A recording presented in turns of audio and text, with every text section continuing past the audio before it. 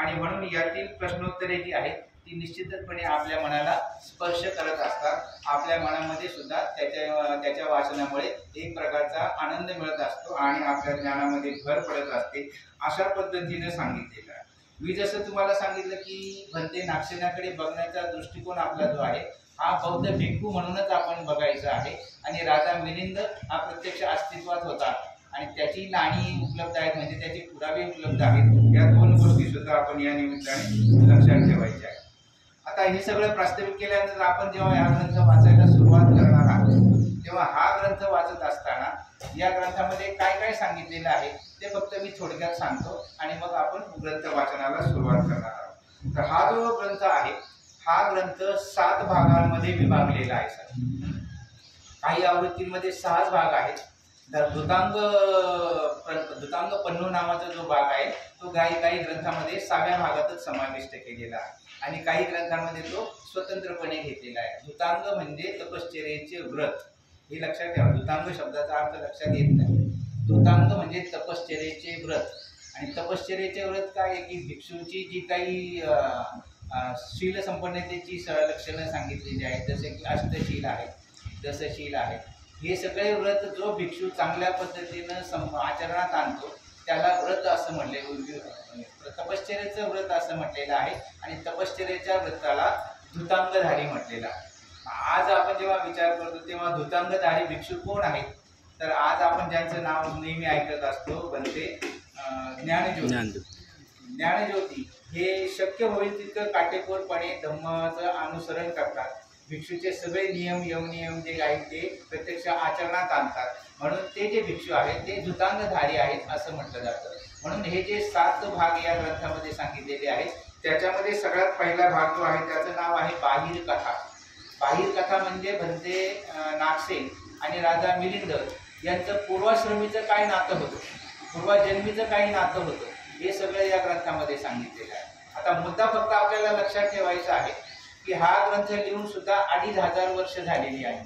आणि 2500 वर्ष झाल्यानंतर त्या काळातली जी विचारसरणी होती सर, त्या काळातली जी विचारधारा होती ती विचारधारा समोर ठेवूनच या ग्रंथाचं लिखाण झालेलं आहे. त्यामुळे आपल्याला आज पटणार नाही. आज जेव्हा आपण विचार करतो की मग पूजा करायची कशी, देव काय आहे, दैव काय आहे, दैवत काय आहे, यक्ष काय आहे, किन्नर काय आहेत, राक्षस काय आहेत, हे सगळे त्या काळातल्या संकल्पना आहेत. या ग्रंथामध्ये त्या वेळोवेळी आलेल्या आहेत. परंतु आपल्याला काय की बाबासाहेब आंबेडकरांचे धम्मग्रंथामध्ये सांगितलेले जे निकष आहेत ते निकष समोर ठेवून या ग्रंथाचं वाचन करायचं. जे चुकीचं वाटतंय त्याच्यावर विचार करायचा नाही. जे योग्य आहे ते मात्र आपण आत्मसात करायचं आहे. हे सुद्धा या निमित्ताने आपण सगळ्यांनी हा ग्रंथ वाचताना पथ्य पाळायचा. आपल्या मनात नको त्या गोष्टीच्या अनेक शंका निर्माण होतात, हे असंच का आहे, ते तसंच का आहे. परंतु इथे ग्रंथ वाचताना आपण एक पथ्य पाळायचं आहे की याच्यातलं जे बुद्धीला पटत नाही, अनेक प्रसंग आहेत मी वेळोवेळी ते सांगेल, जे बुद्धीला पटत नाही त्याच्यावर खल करायचं नाही, त्याच्यावर आपली एनर्जी वाया घालवायची नाही. आपण या ग्रंथातलं जे चांगलं आहे ते मात्र आत्मसात करायचं आहे आणि ते स्वीकारायचं आहे. हा दृष्टिकोन ठेवून आपण या ग्रंथाचं इथून पुढे वाचन करणार आहोत. म्हणून पहिला भाग जो आहे त्याला बाहिर कथा असं म्हटलेलं आहे. यामध्ये मिलिंद प्रश्नाची भूमिका मांडलेली आहे. भंते नागसेन आणि राजा मिलिंद यांचा संक्षिप्त परिचय करून दिलेला आहे. नागसेनाचा जन्म, त्याचे गुरु या इत्यादींची माहिती या बाहिर कथामध्ये नमूद केलेली आहे, हे लक्षात ठेवायचं. दुसरा जो भाग आहे त्याचं म्हटलेलं आहे, त्याचं नाव आहे लक्षण पन्नो, म्हणजे लक्षणाचे प्रश्न. याच्यामध्ये खूप वेगवेगळी लक्षणं सांगितलेली आहेत, ती सुद्धा आपण वेळोवेळी अभ्यासणार आहोत. यातील प्रश्न अत्यंत विद्वत्ता प्रचूर असून तर्कशुद्ध वादविवादावर आधारलेली आहे, हे सुद्धा आपण या निमित्ताने लक्षात ठेवायचं. राजा मिलिंदच्या प्रश्नातील वाक्चातुर्य आणि भंते नागसेनाच्या उत्तरातील तर्कशुद्धता यांचा खूप सुंदर मिलाप या ग्रंथामध्ये झालेला आहे. आणि मिलिंदास प्रतिप्रश्न विचारून त्याच्या शंकांचे समाधान सुद्धा केलेले आहे. मी जसं म्हणालो की रठ्ठपालाचं धर्मांतर नावाचं प्रकरण आहे, कोठपाल सुद्धा आहे, अस्सलायन सुद्धा आहे. हे सगळे प्रतिप्रश्न विचारून बाबासाहेबांनी जसेच्या तसेच आपण धम्मग्रंथामध्ये अभ्यासलेले आहे. म्हणून प्रतिप्रश्न विचारून राजा मिलिंदाच्या शंकांचं उत्तर त्यामध्ये दिलेलं आहे. तिसरा जो भाग आहे त्याला म्हटलेला आहे विमती छेदन पन्न. विमती म्हणजे शंका आणि छेदन म्हणजे निरसन, शंकांचं निरसन. राजा मिलिंदच्या मनामध्ये ज्या ज्याही शंका, अतिशय अशा तर्कशुद्ध शंका त्याच्यामध्ये आलेल्या आहे, बारीक सारीक आहे की जे आपल्या मनामध्ये कधी येत नाही. म्हणजे एका उत्तरामध्ये राजा मिलिंद असं म्हणतो, राजा मिलिंद प्रश्न विचारतो आणि बंदे नागसेन उत्तर देतात आणि ते म्हणतात की राजा आहेस तू, परंतु राजा असूनही तू इतका अभिमानी आहेस आणि तू सतत ताठ मानेने चालतो, परंतु तुझी सावली मात्र जमिनीवर पडलेली असते, ती तू ताठ करून टाक. म्हणजे इतके बारीक सारीक गोष्टी ज्या आहेत या धम्मग्रंथामध्ये आलेल्या आहेत, त्याचा सुद्धा आपल्याला अभ्यास करायचा. म्हणून तिसरं प्रकरण जे आहे ते विमती छेदन पन्नो आहे. याच्यामध्ये 4 वर्ग आहेत. विमती म्हणजे शंका, छेदन म्हणजे निरसन, शंकांचं निरसन असा या प्रकरणाचा विषय आहे. आणि बौद्ध तत्वज्ञानातील संकल्पना याविषयी राजा मिलिंद याच्या मनामध्ये जेवढ्या जेवढ्या शंका आल्या त्या सर्व शंकांचं निरसन जे आहे ते बंदे नागसेनांनी केलेलं आहे आणि ते या तिसऱ्या प्रकरणामध्ये आलेलं आहे, विमती छेदन पन्न. चौथा जो भाग आहे त्याला म्हटलेला आहे मेंढक पन्न. मेंढक पन्न म्हटलेलं, मेंढक म्हणजे मेंढा. याच्यामध्ये जे प्रश्न उत्तर आलेली आहेत याचं एक वैशिष्ट्य राहिलेलं आहे. मेंढक म्हणजे मेंढा आणि मेंढ्याला शिंग असतात, ते 2 शिंग असतात. मेंढा एकच असतो, जनावर एकच असतो, शिंग 2 असतात, म्हणून त्याचं असं नाव या प्रकरणाला दिलेलं आहे की राजाचा प्रश्न एकच आहे, मिलिंद राजाचा प्रश्न एकच आहे, पण बंदे नागसेनांनी त्याची उत्तरं 2 प्रकारे दिलेली आहेत. एक सकारात्मक उत्तर दिलेलं आहे आणि एक नकारात्मक उत्तर दिलेलं आहे. म्हणून एका प्रश्नाची 2 प्रकारे उत्तर देणं त्याला मेंढकपन्न असं म्हटलेलं आहे. हे सुद्धा या प्रकरणाचं वैशिष्ट्य राहिलेलं आहे. अशा पद्धतीनं या प्रकरणामध्ये अतिशय सविस्तर असं 2 प्रकारे स्पष्टीकरण केलेलं आहे. 5वा जो भाग आहे त्याला अनुमानपन्न असं म्हटलेलं आहे. या प्रकरणामध्ये 4 वर्ग आहेत आणि या बौद्ध तत्वज्ञान आणि त्या संबंधीचे कार्य जे आहे ते त्याविषयी अनुमान करून त्या आधारे विवेचन केलेलं आहे. म्हणजेच अनुमानावर आधारित उत्तरे दिलेली आहे. फार महत्वाची गोष्ट आहे सर. हे अनुमानावर आधारित उत्तरे जी दिलेली आहेत बंदे नागसेनांनी ती फार महत्वाची उत्तरं आहेत. आणि अनुमानावर आधारित उत्तर मागच्या वेळेस मी तुम्हाला सांगितलेलं आहे, पण या अनुमानाचं गांभीर्य पटण्यासाठी मी पुन्हा सांगतो की बुद्धांच्या काळामध्ये सत्य जे आहे त्या सत्याचे 2 प्रकार सांगितलेले आहेत. एक सांगितलेलं आहे प्रत्यक्ष सत्य आणि वास्तव सत्य आणि दुसरं सांगितलेले आहे अनुमानित सत्य. बुद्धांच्या काळामध्ये खूप हजारो भिक्षू समोर बसलेले आणि बुद्ध प्रवचन करता आहेत आणि बुद्धांचं प्रवचन चालू असताना प्रवचनामध्ये भगवान बुद्धांनी सगळ्या भिक्षूंना प्रश्न केला की सूर्य पूर्व दिशेला उगवतो हे सत्य आहे का? लक्षात घ्या सर्वांनी. भगवान बुद्धांनी भिक्षू संघाला प्रश्न केला, सूर्य पूर्व दिशेला उगवतो हे सत्य आहे का?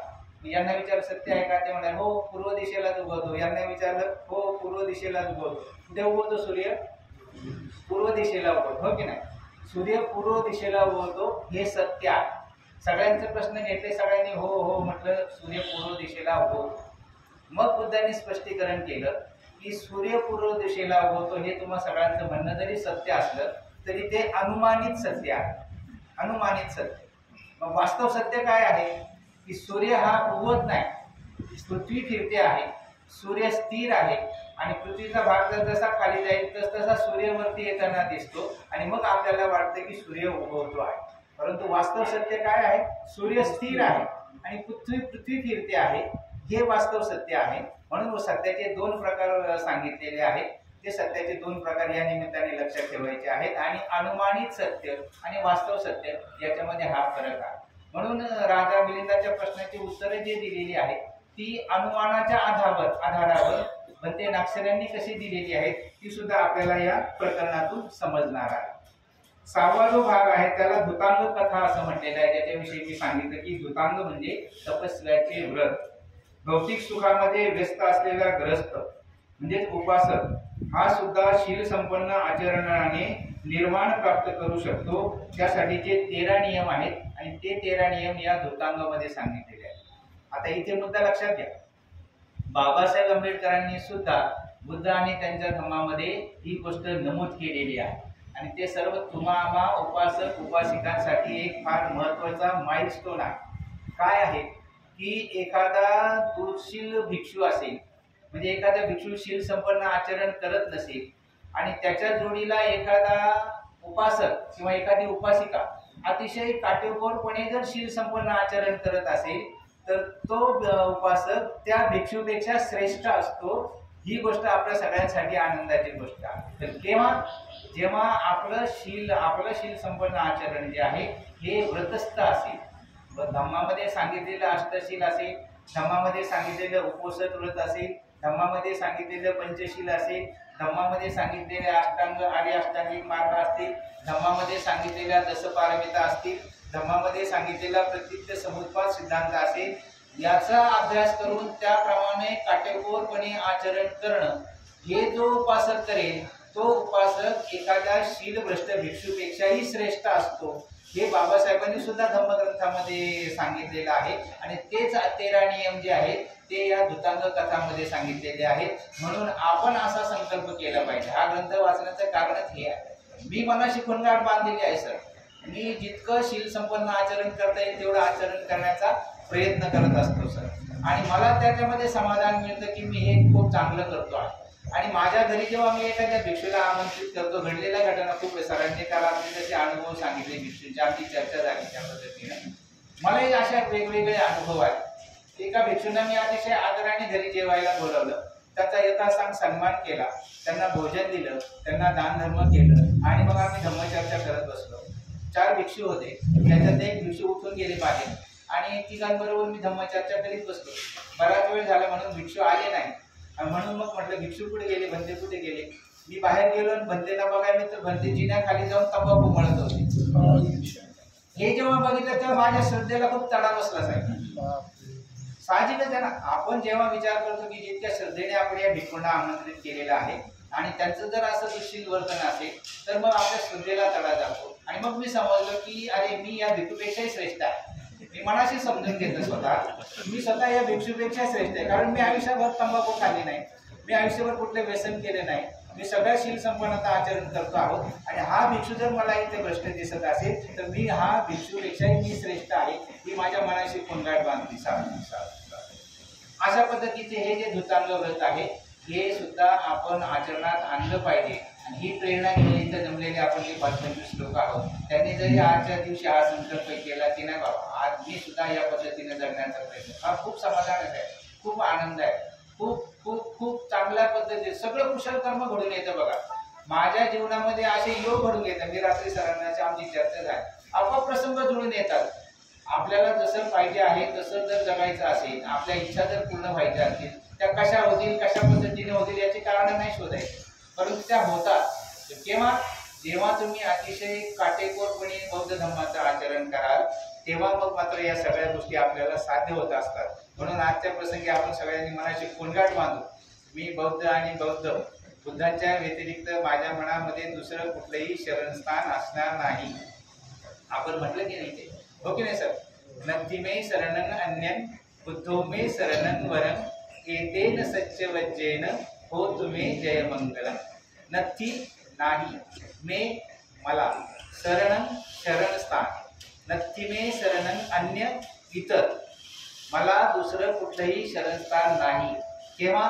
बुद्धो मे शरणं वरं, जेव्हा मी बुद्धांचं अनुसरण करेल तेव्हा मला दुसरे कुठलंही शरणस्थान असणार नाही। आणि मग सांगितलेलं आहे की एतेन सच्चवज्जेन, हे जे एक सत्यवचन आहे, हो तुम्ही जय मंगलम, ज्याने माझं मंगल होणार आहे। परंतु ही जी गाथा आहे ही गाथा आपल्याला कृतीत उतरवली पाहिजे। माझ्या समोर कुठलंही शरणस्थान असतं कामा नये, कारण मी बुद्धांचं अनुसरण करतो आहे। आणि मी जेव्हा लोकांच्या घरी जातो साहेब बघतो तेव्हा बुद्धांच्या शेजारी साईबाबा लावलेला असतो, बुद्धांच्या शेजारी गणपती लावलेला असतो, बुद्धांच्या शेजारी देवदेवता लावलेला असतात। इथे मात्र मग द्विधा मनस्थिती निर्माण होते। आणि महत्वाची गोष्ट सांगतो की असं जो वागत असतो ना त्याची आयुष्यामध्ये घसघस होत असते साहेब। मी तर अशा ठिकाणी अनेक लोकांना सांगतो की तुम्ही बौद्ध धर्म सोडूनच द्या, तुम्हाला जर हे आचरण करायचं असेल तर तुमच्यावर कोणाचे बंधन नाही, तुम्ही तेच आचरण करा, पण स्वतःची फसवणूक करू नका, द्विधा मनस्थितीमध्ये जगू नका आणि 2 प्रकारचं आचरण सुद्धा करू नका, त्याला पाखंड असं म्हटलेलं आहे। म्हणून जो 6वा नियम आहे तो 6वी कथा जी आहे ती धृतांग कथा आहे आणि 7वी कथा जी आहे ती कोपम्म कथा पन्नो असं म्हटलेलं आहे। कोपम्म म्हणजे उपमा। ज्याला अर्हतपद प्राप्त करायचे आहे त्या व्यक्तीने कोणकोणते गुण संपादित केले पाहिजे हे सांगण्यासाठी अनेक उपमांचा आधार घेतलेला आहे। विशेषतः एक प्रसंग सुरुवातीलाच आपण वाचणार आहोत। विशेषतः एक प्रसंग आहे की हा जो राजा आहे मिलिंद राजा, हा अतिशय गर्वाने सांगतो की माझ्यासारखा विद्वान नाही, माझ्यासारखा कोणी तर्कचातुर्य किंवा संगत करणार नाही। आणि मग अशा वेळेस भंते नागसेन त्याचा आव्हान स्वीकारतात आणि जेव्हा ते त्यांच्या भिक्षू संघासोबत राजा मिलिंदकडे येतात तेव्हा हा मिलिंद राजा ते भंतेंचं पर्सनॅलिटी व्यक्तिमत्व बघून त्यांचं तेज बघून थोडासा घाबरतो आणि तो जेव्हा घाबरतो की समोरून भंते हजारो भिक्षू सोबत येत आहेत आणि आता हे माझ्याशी तर्क विचार आहे, त्याचा आत्मविश्वास डामाडोल होतो आणि मग तो घाबरतो। तो कशा पद्धतीने घाबरतो याच्यावर अनेक उपमा या ग्रंथामध्ये दिलेल्या, अनेक उपमा त्या आपल्याला पुढे अभ्यासायच्या आणि त्या उपमा इतक्या सुंदर आहेत की त्या उपमा वाचल्यानंतरच माणूस काळ घाबरल्यानंतर त्याच्या मनातील चलबिचल कशी होते हे आपल्याला समजतं। अशा प्रकारच्या उपमा याच्यामध्ये खूप दिलेला आहे, त्याला कोपम्म कथा असं म्हटलेलं आहे। विशेषतः भंते नागसेन आणि राजा मिलिंद यांच्या प्रथम भेटीचे वेळी राजा मिलिंद कसा भयभीत झाला, त्याची मानसिक अवस्था कशी म्हणजे कंपित झाली याचं जे वर्णन आहे ते विविध उपमांच्या आधारे केलेलं आहे आणि म्हणून याला उपम कथा असं म्हटलेलं आहे। त्या उपमा सुद्धा समजून घेणं हा एक अतिशय आनंदाचा भाग आहे। आणि मग शेवटी तुम्ही जेव्हा हा ग्रंथ आपण वाचू, पालीमध्ये या ग्रंथाच्या शेवटी पाली जो ग्रंथ आहे हे प्रत्येक प्रसंग घडला, प्रत्येक प्रश्नाचं उत्तर दिलं की राजा मिलिंद जो आहे तो म्हणतो की कल्लोसी भंते नागसेनाती। कल्लोसी भंते नागसेनाती। कल्लोसी या शब्दाचा पालीमध्ये अर्थ आहे की अतिशय उत्तम। आता कल्लोसीचा मराठी जर अर्थ घेतला तर कळलं का, आपण असं म्हणतो कळलं का भंते, किंवा भंते जेव्हा उपदेश करतात तेव्हा आपल्याला विचारतात नेहमी काय सांगितलं ते कळलं का, त्यामुळे त्याला अनुसरून सुद्धा हा शब्द येतो कल्लोसी।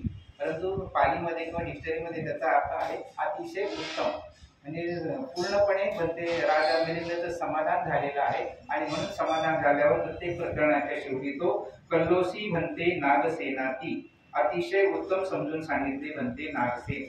अशा प्रकारे हा जो ग्रंथ आहे हा ग्रंथ आता आपल्याला वाचायचा आहे आणि हा ग्रंथ वाचत असताना सगळ्यात महत्त्वाची गोष्ट सांगतो की या ग्रंथाकडे आपण सकारात्मक दृष्टीनेच बघायचं आहे। कारण असं आहे की या ग्रंथामध्ये काही गोष्टी ज्या दिलेल्या आहेत त्या आपल्याला बुद्ध विचाराशी सुसंगत वाटणार नाही, ही अगोदर कल्पना देऊन ठेवतो। ग्रंथ वाचताना तुमच्या मनामध्ये अनेक शंका निर्माण होतील, त्या शंका निर्माण होऊ नये म्हणूनच सांगतो की काही गोष्टी ज्या आहेत त्या बुद्ध विचाराशी सुसंगत नाही आहेत, त्या बुद्ध विचाराशी थोड्याशा विसंगत आहेत, त्यामुळे त्याच्यावर विश्लेषण करून आपण पुढे जाणार आहोत। सुरुवातीला सांगितलं त्याच्यावर जास्त आपल्याला विचार करायचा नाही। आणि सगळ्यात महत्त्वाची गोष्ट म्हणजे की या ग्रंथामध्ये काही प्रसंग सुद्धा असे आलेले आहेत की जे बुद्ध काळामध्ये घडून गेलेले आहेत आणि इथे पुन्हा त्याचा संदर्भ आलेला आहे, कारण हा बुद्ध काळानंतर 150 वर्षी झालेला असल्यामुळे 400 वर्षानंतरचा आहे, त्यामुळे बुद्ध काळातल्या ज्या घटना आहेत त्या सुद्धा या ग्रंथामध्ये रिपीट झालेल्या आहेत। त्याचं कारण असं की तो 2500 वर्षापूर्वी केवळ 400-500 वर्षानंतर हा ग्रंथ लिहिला गेलेला आहे आणि म्हणून अशा ज्या घटना आहेत त्या जरी रिपीट झालेल्या असतात परंतु त्या लेखनाचा त्या काळाचा तो भाग आहे, एवढं फक्त आपण या ठिकाणी लक्षात ठेवायचं आहे आणि अशाच पद्धतीने या ग्रंथाकडे आपल्याला बघायचं आहे। हा प्राचीन ग्रंथ आहे त्यामुळे या ग्रंथात मूळ बौद्ध तत्वज्ञानाचे अतिशय बुद्धिवादी पद्धतीने प्रतिपादन केलेले आहे। हा ग्रंथ आपल्याला का अभ्यासायचा आहे, याच्यामध्ये सगळे बुद्धाचंच तत्वज्ञान सांगितलेलं आहे। हे सगळ्यात महत्त्वाची गोष्ट सर लक्षात ठेवायची आहे की या संपूर्ण ग्रंथामध्ये राजा मिलिंदच्या प्रश्नाला नवीन नागसेनांनी उत्तरे दिलेली आहेत ती पूर्णपणे बुद्धिवादाशी अनुसरून आहे, ती पूर्णपणे तर्कसंगत आहे, ती पूर्णपणे विज्ञानवादी आहे, ती पूर्णपणे विवेकवादी आहे। त्यामुळे याच पद्धतीनं आपण बघायचं आहे की या उत्तरातून सगळं बुद्ध तत्वज्ञानच आपल्याला अभ्यासाला मिळत असतं, ही गोष्ट लक्षात ठेवायची आहे। प्रश्न विचारण्याची पद्धत, उत्तर देण्याची पद्धत, उपप्रश्न विचारण्याची पद्धत, प्रतिप्रश्न विचारण्याची पद्धत आणि संवाद करण्याची जी पद्धत आहे ही पद्धत ही अतिशय अप्रतिम अशी पद्धत या ग्रंथामधून आपल्या निदर्शनात येत असते आणि त्या दृष्टीनेच मग आपण या ग्रंथाकडे बघायचं आहे। म्हणून हा ग्रंथ जेव्हा आहे ह्या ग्रंथाची भाषा जी आहे ती जरी कठीण असली तरी त्याच्यातली प्रश्नोत्तर काही गूढ स्वरूपाची सुद्धा प्रश्नोत्तरं आहेत, ती सुद्धा अतिशय सोप्या भाषेमध्ये सांगितलेली आहेत. एवढंच फक्त या निमित्ताने आपण लक्षात ठेवायचं आहे आणि हे प्रास्ताविक करून मी या ठिकाणी थांबतो. धन्यवाद. जय हिंद.